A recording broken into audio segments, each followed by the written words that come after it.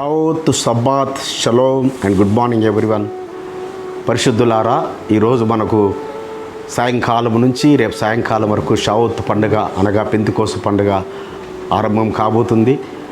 మనం లెక్కింపులో ఇది చివరి సబ్బాతు, 7వ సబ్బాతు ఇది. కాబట్టి ఆ చివరి సబ్బాతు యొక్క తర్వాత వచ్చే ఈ పెంతెకోస్తు పండుగను ఆచరించి పరిశుద్ధాత్మను పొందుకొని 9 ఆత్మఫలాలు ఫలించేవారుగా మనం ఉందాం.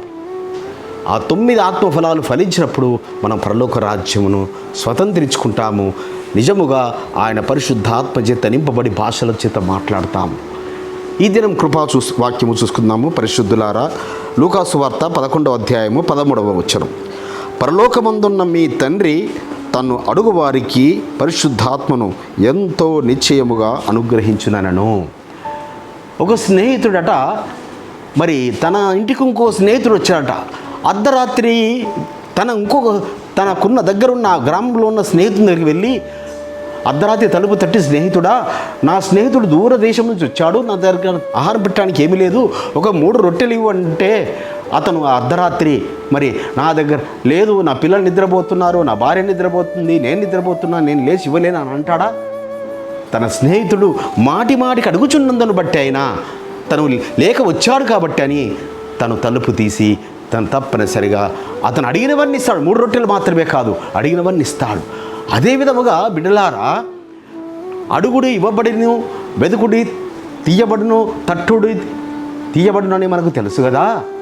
మరి మనము పరమ తండ్రిని మనం అడిగినవన్నీ మనం పొందుకున్నామని విశ్వసించాలి. మనం అడుగునేమని ఈవులన్నీ మనం పొందుకున్నామని విశ్వసించాలి.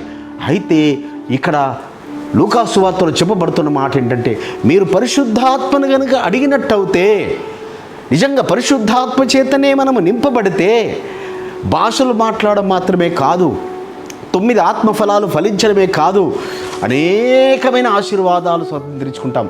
మనం అడగక మునిపే అవన్నీ మన యొక్క క్యూ కడతాయి.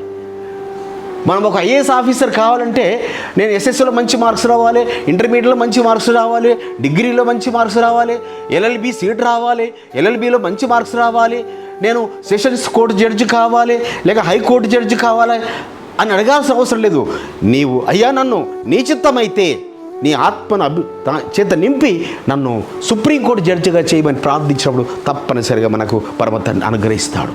ప్రార్థన చేసుకున్నాం. పరిశుద్ధుడైన తండ్రి, అవును నాయన, మేము అడిగిన ఈవులన్నిటినీ ఇచ్చేవారు, పరిశుద్ధాత్మను అడిగినప్పుడు ఇంకా విరివిగా ఇచ్చేవారని మీరు మాతో మాట్లాడిన మాటను బట్టి మీకు స్తోత్రములు చెల్లిస్తూ యెహోవా మెస్సీయ నామమున స్తుతించి ప్రార్థించి వేడుకుంటున్నాం. పరమ తండ్రి, మన రక్షకుడును విమోచకుడును నజరేయుడైన యెహోవా మెస్సీయ వారి సముఖము నుంచి మీకు, మీ కుటుంబాలకు, మీ వంశాలకు శాంతి, సమాధానం, కృపయు నిరంతరము నిలిచి ఉండునుగాక.